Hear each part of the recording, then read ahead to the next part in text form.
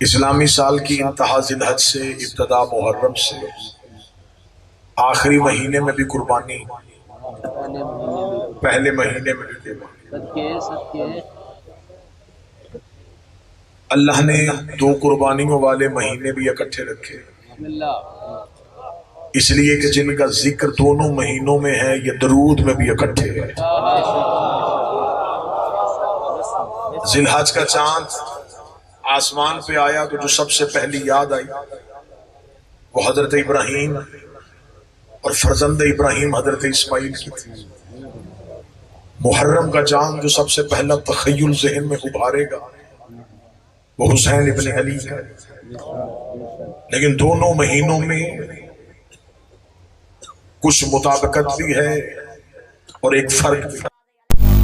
مطابقت کیا ہے کہ یہاں بھی پہلے 10 دن، وہاں بھی پہلے 10 دن، یہاں بھی 9 دن یاد 10ویں دن قربانی، وہاں بھی 9 دن یاد 10ویں دن قربانی ہے۔ یہ بھی تذکرہ ہے، وہ بھی تذکرہ ہے، یہ بھی عشق ہے، وہ بھی عشق ہے، یہ بھی نبی کے گھر کی بات ہے، وہ بھی نبی کے گھر کی بات۔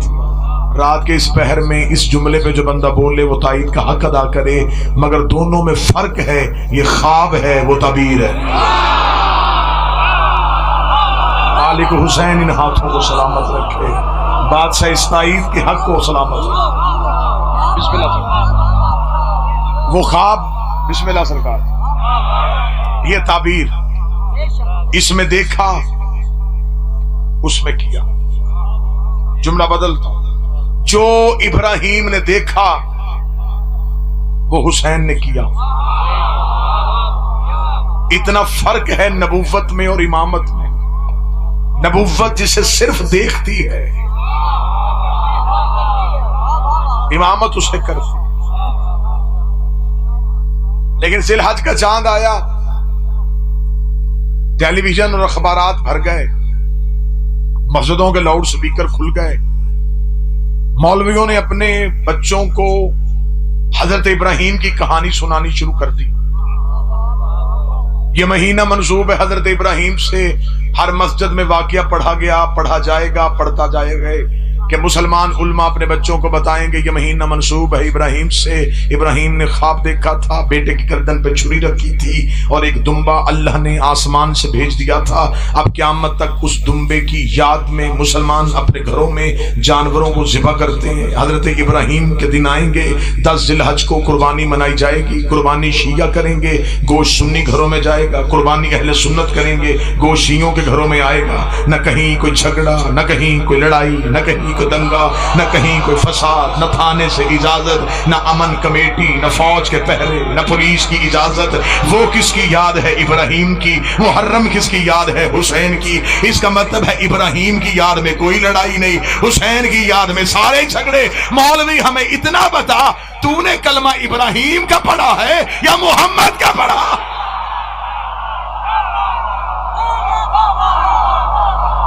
ابراہیم کے بیٹے کے دن اور کوئی جھگڑا نہیں۔ متوجہ رہیے گا صاحب، حسین کے دن آئے، بلکہ میں جملہ بدلتا ہوں، جگانے کے لیے جملہ پڑھنے لگا ہوں۔ اسماعیل کے دمبے کی شبیہ سج سج کے بازاروں میں پھرے گی۔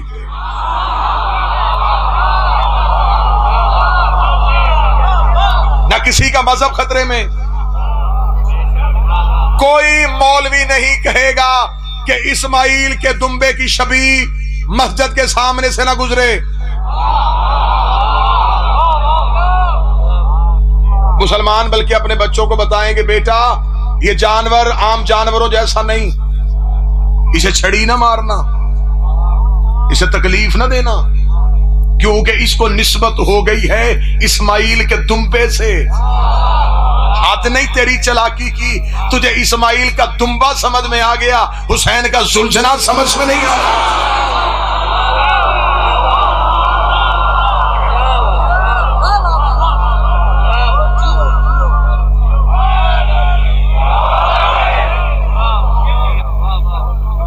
ابراہیم کی یاد سب نے منائی، حسین کی یاد میں ہم تنہا۔ ابراہیم کی یاد خوشی کی یاد تھی، محرم ہے دکھ کیا، خوشیوں میں سارے آ جاتے ہیں، بسم اللہ، دکھوں میں وہی آتا ہے جسے اپنا درد محسوس ہو۔ حجاج کرام پوری دنیا سے حجاز مقدس پہنچ گئے، حج کی تیاری شروع ہے۔ میں جی لاہور آنکھوں کے سامنے ہے، میرے واجب الاحترام برادر نوید صاحب تشریف فرمائے، دعا لینے کی خاطر کو بندے حج مسلمان ہو کے کرتے، انہیں حسین سمجھ میں آ جاتا۔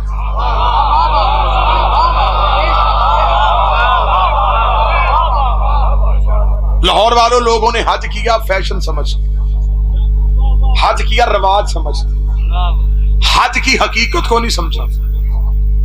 اللہ نے محرم سے چند دن پہلے بندے اپنے گھر بلا کے ان سے پریکٹیکل کروا کے انہیں حسین سمجھایا۔ اب آپ کی یہ واہ واہ جو ہے نا، یہ داد جو ہے، یہ خشک داد ہے، وہ اس لیے کہ ابھی تک میں نے دلیل نہیں دی۔ رائتی نمبر لینے کا میں کبھی بھی زندگی میں حقدار نہیں رہا کہ آپ رائتی نمبر دیں، بات آپ سمجھیں گے پھر داد آئے۔ اب لوگوں نے حج کیا، میں نے کہا کہ اللہ نے گھر بلا کے حسین سمجھایا۔ جتنے اعتراض بندے محرم پہ کرتے، اللہ اپنے گھر بلا کے محرم سے پہلے جواب دیتا۔ لے جی دلیلیں پڑھنے لگا۔ محرم میں سب سے پہلا اعتراض، ادھر محرم کا چاند طلوع نہیں ہوگا، یا آپ کو کہیں نہ کہیں سے کوئی نہ کوئی مولوی کہیں نہ کہیں سے آوازیں بلند کرنا شروع کر دیں گے کہ ہمیں بات سمجھ میں نہیں آتی، امام حسین شہید ہو گئے تو یہ شیعہ قوم سڑکوں میں بازاروں میں جلوس نکال کے یہ اپنے جسم کاٹتے ہیں، یہ زنجیر مارتے ہیں، یہ ماتم کرتے ہیں، یہ خون بہاتے ہیں۔ یہ سب کچھ تو قرآن میں کہیں نہیں لکھا، بلکہ ان کو بہتر سے بہتر حل ہم بتاتے ہیں۔ اس کا سب سے بہتر حل یہ ہے، گھروں میں بیٹھنا چاہیے، باوضو ہونا چاہیے، قرآن پڑھنا چاہیے، شہدائے کربلا کو بچنا چاہیے، نمازیں پڑھنی چاہیے، شہدائے کربلا کو بخشنی چاہیے، انہیں ثواب پہنچانا چاہیے۔ آج کے اس ماڈرن دور میں سانس لینے والا بچہ اس بات کو جلدی قبول کر لیتا ہے کہ یہ بات ٹھیک ہے، بجائے جسم کاٹنے کے، بجائے خون نکالنے کے، گھروں میں بیٹھ کے قرآن پڑھتے ہیں، قرآن پڑھ کے کربلا والوں کو ہدیہ کرتے ہیں، اس بات کا اجر زیادہ ہو جائے گا۔ میں محرم سے پہلے شیعہ قوم کی نوجوان نسل کی نمائندہ خطابت کی حیثیت سے یہ جملے کثرت سیدہ میں ضرور کہنا چاہوں گا کہ جو بندے کہتے ہیں کہ کربلا کے شہداء کو قرآن پڑھ کے بخشنا چاہیے، اس مولوی کی گردن پہ میں گھٹنا رکھ کے اسے یہ منوانے کی کوشش کروں گا، قرآن ہمیشہ اسے بخشا جاتا ہے جو مرنے کے بعد خود نہ پڑھ سکے، قرآن اسے بھیجا جاتا ہے جو مرنے کے بعد خود نہ پڑھ سکے، اور جو نیزے کی نوک پہ قرآن کی تلاوت کرتا ہو وہ تیری آیتوں کا محتاج نہیں ہے، وہ تیری تلاوتوں کا محتاج نہیں ہے، اور قرآن قاریوں کو بخشا جاتا ہے، وارثوں کو نہیں بخشا جاتا۔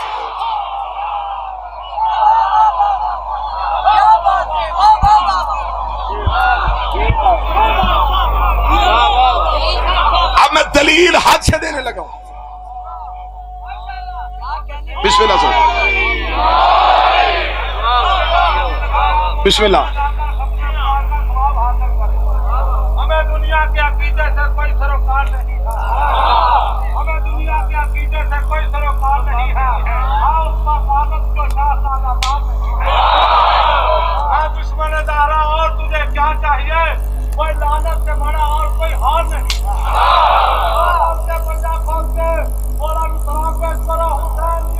زندہ باد، زندہ باد، مردہ باد، مردہ باد۔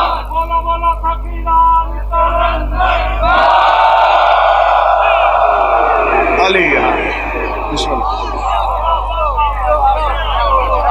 کوئی بیداری چاہیے؟ قرآن مرنے والے کو بخشا جاتا ہے، زندہ کو نہیں۔ اچھا چل، ہمیں اعتراض قبول ہے، ہم بڑے اعلیٰ ظرف لوگ ہیں، ہم اعتراض قبول کرتے ہیں، لیکن ہم اعتراض کا جواب اعتراض کی صورت میں دیں گے۔ آپ نے 15 لاکھ روپیہ خرچ کر کے اللہ کے گھر کا طواف کرنے کا ارادہ کیا، آپ اللہ کے شہر میں پہنچے، آپ نے لبیک اللہم لبیک کی صدا دی، میرے اللہ تیرے بندے تیرے گھر میں حاضر ہو گئے، بتا ہمارے لیے کیا حکم ہے۔ خدا نے کہا وہ پہاڑی ہے صفا، وہ پہاڑی ہے مروہ، ان کے درمیان دوڑ کے آؤ۔ وہاں مولوی اللہ سے پوچھتا یہاں دوڑنے سے ابراہیم کو کیا ملے گا؟ نہیں نہیں نہیں نہیں، مجھے وہ تائید ابھی آئی نہیں۔ میرے اللہ یہاں دوڑنے سے حاضرہ کو کیا ملے گا؟ اس سے بہتر نہیں ہے کہ ہم اپنے شہر سے تو آ گئے ہیں، ہم تیرے گھر کی دیوار کے ساتھ بیٹھ کے قرآن پڑھ کے ابراہیم کو بخشتے ہیں، نفل پڑھ کے حاضرہ کو بخشتے ہیں، لیکن خدا نے کہا رکھو اپنی باتیں اپنے پاس۔ اگر 2-4 سال یہاں کوئی نہ دوڑا تو دنیا کو پتہ ہی نہیں چلے گا کہ یہاں ہوا کیا تھا۔ مجھے عزت غازی کی قسم، اگر ہر سال حسین کے ماتمی یا حسین کہہ کے گلیوں میں نہ آئے، دنیا کو پتہ ہی نہ چلے حسین کون تھا۔ یزید یہ ماتم کا اثر ہے، یہ ماتم کا اثر ہے۔ بسم اللہ، یہ ماتم کا اثر ہے۔ بابا ذکی صاحب، دنیا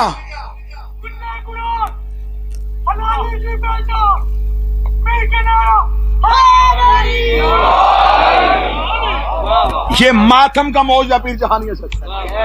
دنیا کو تمہاری تعداد سے خوف نہیں آتا، تمہارے ماتم کی جھنکار سے خوف آتا۔ اچھا پھر حسین کے ماتم کا عجب معجزہ ہے، چھری کہیں چلتی ہے،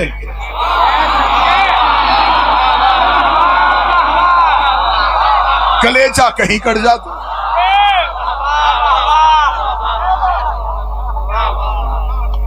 یہ جو تو نے ہمیں مشورہ دیا تھا، ہم بڑی محبت سے مشورہ واپس دے رہے ہیں۔ محرم تو بعد میں آنا، ذی الحج پہلے۔ اللہ کے گھر میں جا کے کہو کہ ہم نے کوئی نہیں دوڑنا۔ اگر مولوی نے کہا کہ ہم یہاں نہیں دوڑیں گے تو یہ جملہ خطیب آل محمد قبلہ عزت سنزیدی کا ہے۔ وہ کہتے ہیں کہ اگر کسی حاجی نے کہا کہ میں نہیں دوڑوں گا تو خدا کہے گا یا یہاں دوڑو یا یہاں سے دوڑو، یہاں دوڑنا پڑے گا۔ میرے مالک ہم تو نمازیں پڑھنے کے لیے آئے تھے، تو نے کس کام میں لگا دیا؟ دوڑو یہاں پہ۔ یہاں ایک بی بی دوڑی تھی، دوڑ کے واقعہ زندہ کرو۔ واپس اپنے اپنے ملک جاؤ گے، لوگ پوچھیں گے کیا کیا؟ تم کہے ہم دوڑے۔ وہ پوچھیں گے کیوں دوڑے؟ تم بتاؤ گے حاجرہ کی کہانی۔ بات پھیلتی چلی جائے گی۔ ہم بھی ہر سال محرم میں وہی کرتے ہیں کہ کربلا پھیلتی چلی جائے۔ پہلا اعتراض جواب حج سے ملا۔ دوسرا اعتراض، ٹھیک ہے جی آپ امام حسین علیہ السلام کا ماتم کیا کریں، لیکن یہ آپ خود ہی کپڑا لاتے ہیں، خود ہی چومتے ہیں، خود ہی تعزیہ بناتے ہیں، خود ہی چومتے ہیں، یہ چیز سمجھ میں نہیں آتی۔ میں یہ چیز بھی سمجھا دیتا ہوں جناب، آپ محبت سے سوال کریں تو صحیح، ہم آپ کو یہ بھی سمجھا دیتے ہیں۔ آپ نے کہا کہ اپنے ہاتھ سے بنائی چیز کیسے چومی جا سکتی ہے؟ آپ حج کرنے کے لیے گئے، وہاں آپ صرف غلاف کعبہ نہیں چوم کے آئے، وہاں آپ ایک پتھر بھی چوم کے آئے۔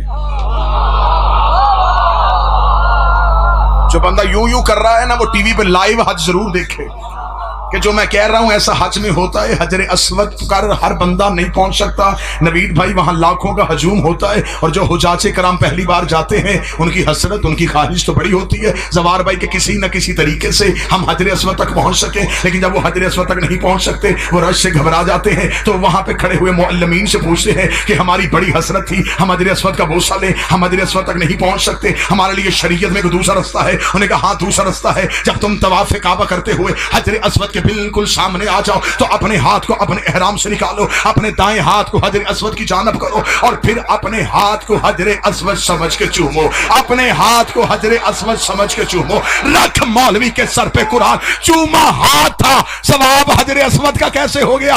وہ کہتے چومتے ہم ہاتھ ہیں لیکن ذہن میں حجر اسود ہوتا ہے، اور چومتے ہم تعزیہ ہیں، ذہن میں روزہ حسین۔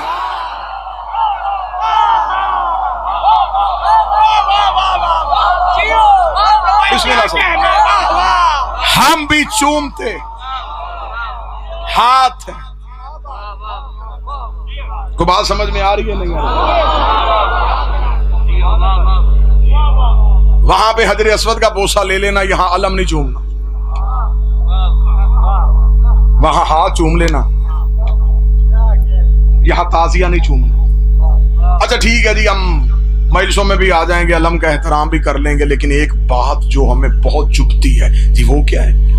آپ صرف آل محمد کی باتیں کیا کریں، نہ کیا کریں۔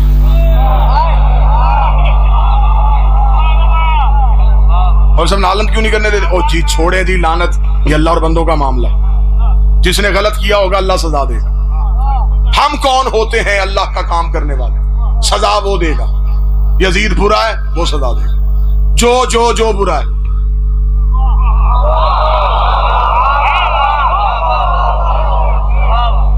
اللہ سزا دے گا۔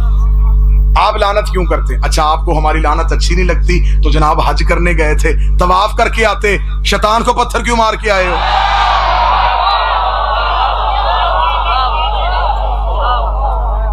وہاں بھی کہہ دیتے میرے اللہ نہیں، تیری صرف عبادت کرنی ہے، لعنت نہیں کرنی۔ خدا نے کہا وہ عبادت کون سی ہوتی ہے جس میں تولا ہوتا ہے؟ تبرہ نہیں۔ میری عبادت کرنی ہے تو صرف میری عبادت نہیں کرنی، میرے دشمن پہ لعنت بھی کرنی۔ وہاں پہ تبرہ کیا جاتا ہے، اور جن کو پتھر مار کے حاجی آتے ہیں وہاں شیطان ہے بھی نہیں۔ بندے پریشان ہو کے مجھے دیکھ رہے ہیں، میں پہلی بار حج پڑھ رہا ہوں، ایسا نہیں ہوتا۔ وہاں پر شیطان ہے، دیواریں بنی ہوئی، دیواروں کو پتھر مار رہے۔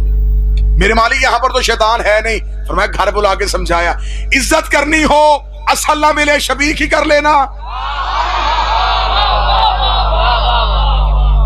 لعنت کرنی ہو اصل نہ ملے شبیہ پہ کر لینا۔ شیطان ایک ہے جس نے سجدے کا انکار کیا، مکے میں ایک نہیں،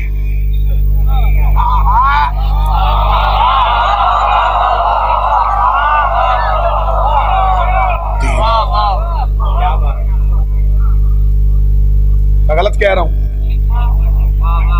وہاں بڑی جذباتی قوم ہے جی،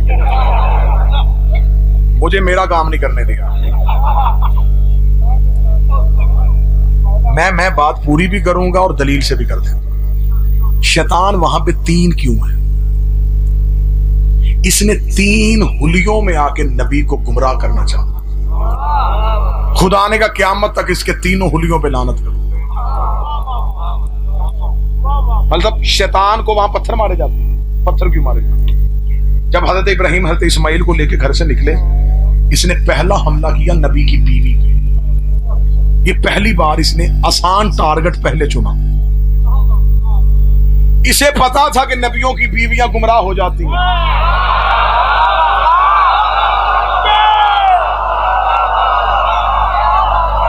بات پوری سن لینا۔ نوح اور لوط کی بیویاں گمراہ ہو گئی تھیں۔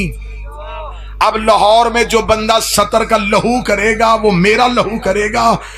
ابراہیم کی بیوی ہاجرہ پہ حملہ یہ سوچ کے ابلیس نے کیا کہ نبی کی بیوی گمراہ ہو سکتی ہے، لیکن اس بدبخت کو یہ نہیں پتا تھا کہ نبیوں کی بیویاں گمراہ ہو جاتی ہیں، معصوم کی مائیں گمراہ نہیں۔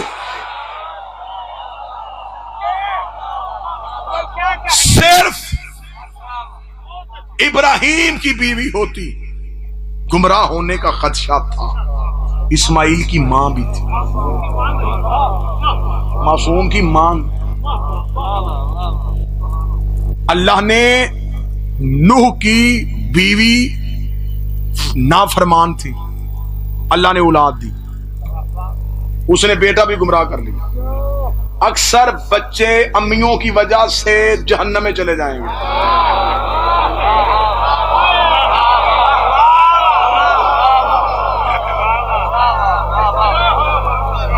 نوح نبی تھا، امی ٹھیک نہیں، ماں ٹھیک نہیں، بچہ لگ گیا ماں کے پیچھے، ماں نے کر دیا گستاخ، باپ کو نہیں نبی کو چھوڑ کے پہاڑ پہ چڑھ گئے۔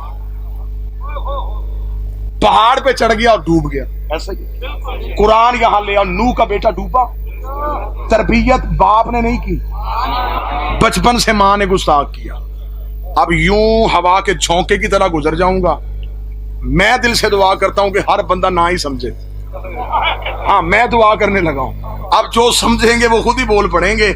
اب نوح کی بیوی نے بیٹے کی تربیت اچھی نہیں کی, بیٹا ہو گیا گمراہ, بیٹا نبی کو چھوڑ گیا, اور قیامت تک جو بھی مولوی اٹھتا, نوح کا بیٹا نافرمان, نوح کا بیٹا جاہل, نوح کا بیٹا گمراہ ہو گیا, نوح کا بیٹا ڈوب گیا.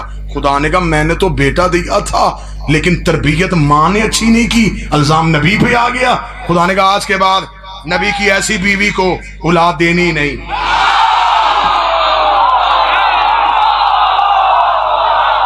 بیٹھا کوئی بندہ مجلس میں کیا چلے گا؟ سارے بولو, ہاتھ اٹھا کے بولو حیدری.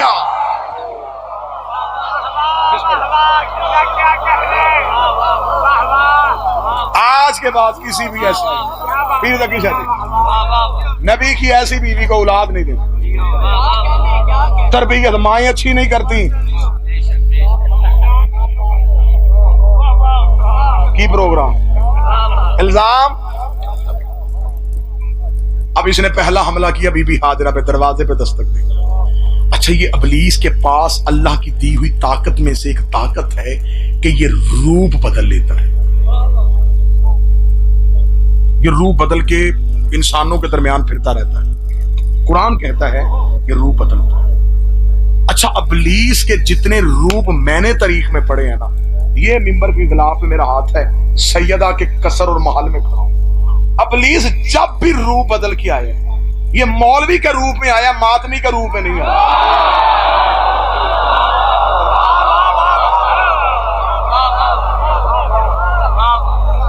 روح بدلا. معصوم سے ایک بندے نے آگے پوچھا تھا, اس نے کہا مولا یہ ابلیس روح بدلتا ہے؟ امام نے فرمایا بالکل بدلتا ہے, یہ نبیوں کو سامنے شکلیں بدل کے آتا ہے تو نبی پہچان لیتے ہیں. اس نے کہا مولا معصوم کی آنکھ میں اتنی طاقت ہوتی ہے کہ معصوم پہچان لیتا ہے کہ یہ انسان نہیں, یہ شیطان ہے, ہم تو غیر معصوم ہیں, اللہ نے ہمیں تو وہ طاقت بخشی نہیں ہے, تو ہمیں بھی کوئی نشانی بتا دے کہ ہمیں بھی پتہ چل جایا کرے کہ یہ بندہ انسان ہے, یہ شیطان ہے. جو بندہ رات کے اس پہر میں مقدر کی طرح جا کر وہ جملہ سمجھے گا. معصوم نے مسکرا کے فرمایا جہاں کہیں ایسا شک ہو ہمارے دادے علی کے فضائل پڑھنے شروع کر دیا کرو, سامنے والا چہرہ کھل جائے تو سمجھنا انسان کا بچہ بیٹھا ہے, اگر چہرہ بگڑ جائے سمجھنا شیطان کا.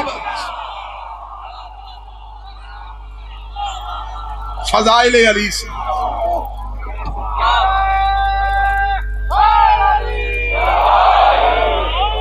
پہلا حملہ کیا اسے, پاک سید عزت عطا. پہلا حملہ کیا اس نے آ کے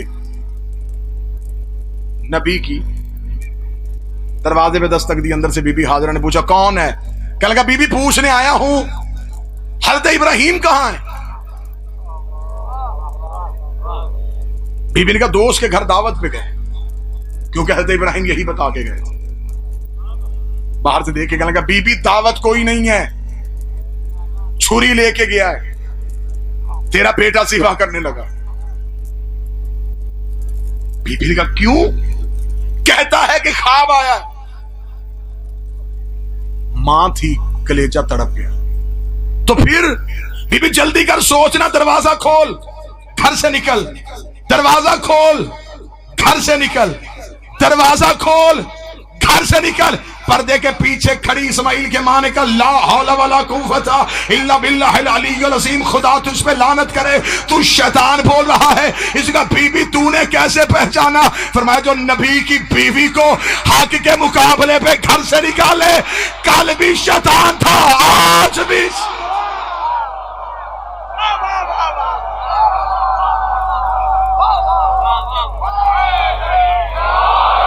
تو نے نبی کی بیوی کو نکالنے, تو شیطان ہے. اب جب پہلے شیطان کو کنکر ماری جاتی ہے تو صرف شیطان کو نہیں لگتی, ہر اس بندے پہ لعنت ہوتی ہے جس نے جس دور میں جس بھی نبی کی بیوی کو حق کے مقابلے پہ گھر سے نکالا. اب یہ وہاں سے تو لعنت لے کے واپس آ گیا, اب حضرت ابراہیم کے پیچھے پیچھے چل رہا ہے. حضرت ابراہیم نے دیکھا کہ پیچھے کوئی آ رہا ہے. حضرت نے کہا کون ہے؟ کہنے لگا ہمدرد ہوں تیرا. کیوں آ رہا ہے میرے پیچھے؟ یہ معصوم سا بچہ لے کے کہاں جا رہا ہے؟ حضرت ابراہیم نے کہا قربان کرنے جا رہا ہوں. کیوں؟ حضرت ابراہیم نے کہا میں نے خواب دیکھا, میں نے خواب کی تعبیر کرنی ہے. کہنے لگا جانے دے ابراہیم, خواب تو ہم بھی دیکھتے ہیں, ہم نے تو کبھی بیٹے سے نہیں کیے. اتنا کہنا تھا, ابراہیم نے یوں پھیرتے ہوئے زمین پہ جھک کے پتھر اٹھایا. لا حول ولا قوت, وہ تو شیطان ہے. کہنے لگا ابراہیم تو نے کیسے پہچانا؟ فرمایا جو نبی کو اپنے جیسا سمجھے.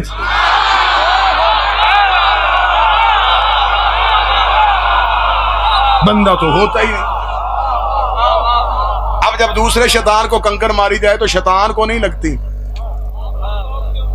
ہر اس کردار پہ لعنت جس نے جس دور کے نبی کو اپنے جیسا سمجھا. اور بعض بندے اتنے مظلوم ہیں کہ مار بھی خود رہے ہوتے ہیں.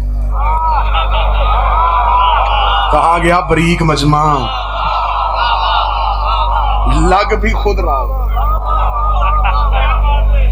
اب اس نے تیسرا حملہ کیا جناب اسماعیل پہ. جناب ابراہیم قربان گاہ کو صاف کر رہے تو جو اسماعیل کے پاس آ کے بیٹھ گیا. حضرت اسماعیل کا دامن ہلا. حضرت اسماعیل نے دیکھا ہاں کون ہے تو؟ کہنے لگا اسماعیل پاپا ذبح کرنے لگا ہے, بچ جا, زندگی بچا, ماں دروازے پہ انتظار کر رہی ہے, جلدی چلا جا. اسماعیل کا باپ کیا سوچے گا؟ کہ چھوڑ باپ کو, بوڑھا ہو گیا ہے, بڑھاپے میں ذہن کام نہیں کرتا. اتنا کہنا تھا بچپن کے نبی کو جوانی والا چلا رہا ہے. لا حول ولا قوت. تو نے کیسے پہچانا؟ میں کہ نبیوں کے دماغ میں شک کرے, انسان نہیں ہوتے, شیطان. تو نے نبی کے دماغ میں, تو انسان نہیں, تو شیطان. اب خدا نے کہا قیامت تک کے لیے اس تینوں کرداروں پہ لعنت کرو. حضرت ابراہیم نے قربانی والی جگہ کو صاف کیا, اسماعیل کو لٹایا, آنکھوں میں پٹی باندھی, پاؤں میں رسی باندھی, جیب سے چھری نکالی, بیٹے کے سر پہ شفقت کا ہاتھ پھیرا, گردن پہ چھری رکھ کے چہرے کو پھیرا, تیز چھری چلائی, گرم لہو ہاتھ میں آ کے پڑا, جلدی سے پٹی کھولی, دیکھا تو دمبا تڑپ رہا. اسماعیل پاس وہ آس مانگا, میرے اللہ قربانی قبول کیوں نہیں کی؟ میں اٹھ جا, خلیل ہے عاشق نہیں.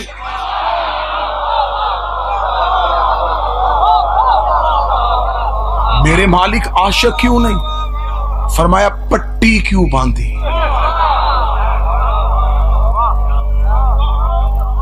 میرے اللہ میرا بیٹا تھا, تھوڑا میری محبت میں دوسری محبت آئی کیوں؟ تجھے نہیں پتا میں لا شریک ہوں, میں شرکت برداشت نہیں کرتا. ابراہیم کے ہاتھ میں بیٹے کا لہو تھا, منہ آسمان کی طرف کر کے کہا اب آنکھوں کے سامنے بیٹا ذبح کروں؟ یا تو باپ نہ بناتا, ایسے کیسے ہو سکتا ہے؟ خدا نے کہا انتظار کر, دکھاؤں گا میں تیری قربانی کو ذبح عظیم میں بدل رہا ہوں. ابراہیم انتظار کرتا رہا. 10 محرم ادھر حسین نے اکبر کے جگر سے برسی کا پھل نکالا. آواز پروردگار ہے, یا ابراہیم تو نے کہا تھا کہ ایسے باپ کون سے ہوتے ہیں. ابراہیم نے دیکھا نہ حسین کی آنکھوں میں پٹی, نہ اکبر کے پاؤں میں رسی. ابراہیم کی آواز آئی, اٹھ اسماعیل واپس چلیں, یہ اور ہیں ہم اور.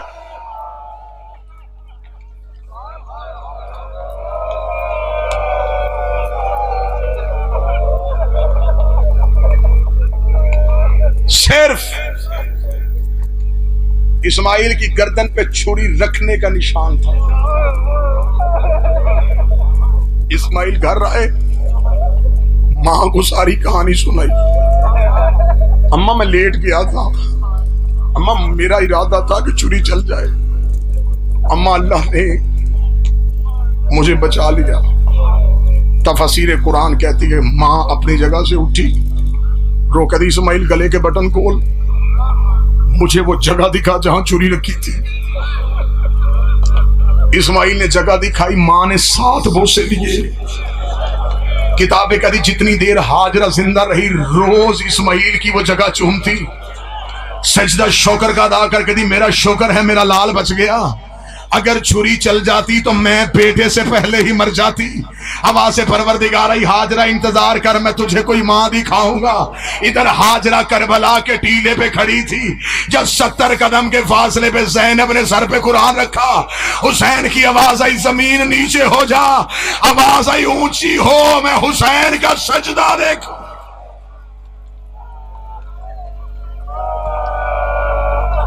ضربیں چلتی رہی، بہن دیکھتی۔ وہ مسلمان، جہاں نبی کا بیٹا بچ گیا، وہ بات تجھے یاد رہی۔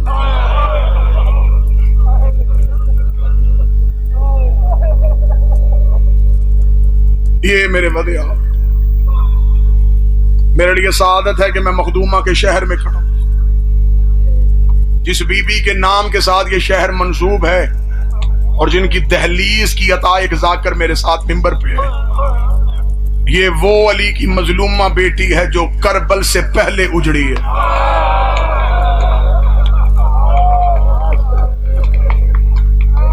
شام نہیں جا سکتے، عراق نہیں جا سکتے، اس بی بی کے حرم میں ضرور جائے گا۔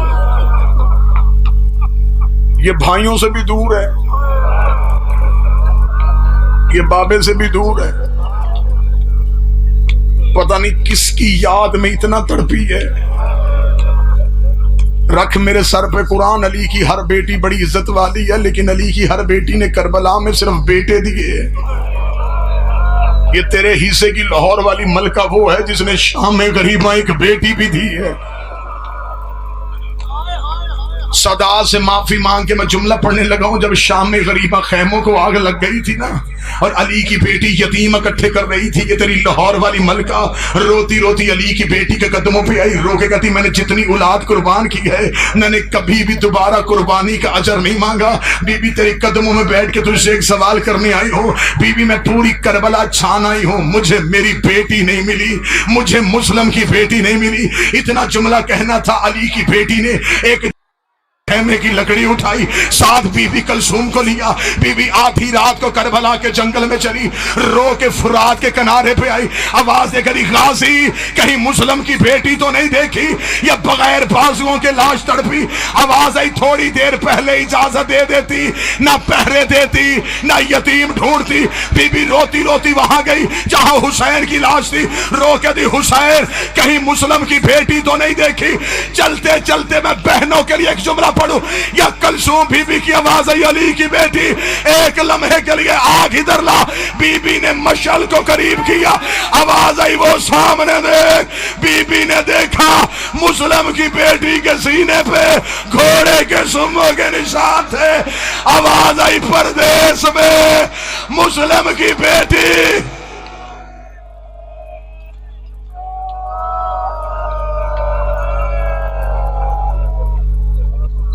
قبر بنائی علی کی بیٹیوں نے۔ کتنی بڑی مظلومہ ہے جس کی بیٹی کربلا سب سے پہلے اجڑ گئی۔ لوگ ہم سے کہتے ہیں شیعہ عید نہیں کرتے، ہم کریں تو کریں کیسے؟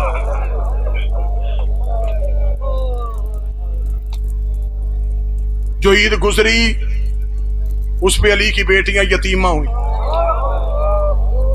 جو آ رہی ہے اس میں لاہور والی ملکہ اجڑ گئی۔ منزل اشراف کے سامنے سے حسین کا قافلہ گزرا، 4 نہیں تو 5 منٹ میں مجلس تمام کر رہے۔ حسین نے روتے روتے قافلہ روکا، حسین ایک ٹیلے کے پیچھے چلے گئے، کافی دیر تک حسین واپس نہ آئے۔ علی کی عالیہ بیٹی نے اما فضا، جی بی بی غازی بلا۔ عباس بی بی کی اماری کے قریب آئے، بی بی کی آواز آئی غازی کافی دیر سے حسین نہیں دیکھا میں نے۔ آواز بی بی ٹیلے کے پیچھے گیا، میں نے پیچھے جانے کی کوشش کی، مجھے انگلی کا اشارہ کیا رک جا۔ بی بی میں امر امام کا پابند، میں رک گیا، فرمایا میں اول الامر کی بیٹی امر دیتا ہوں، میرا دل گھبرا رہا ہے، جا دیکھ حسین کہاں ہے، اس پہر میں ہائے بھی کر دو تو تمہارا بیٹھنا ہی رونا ہے۔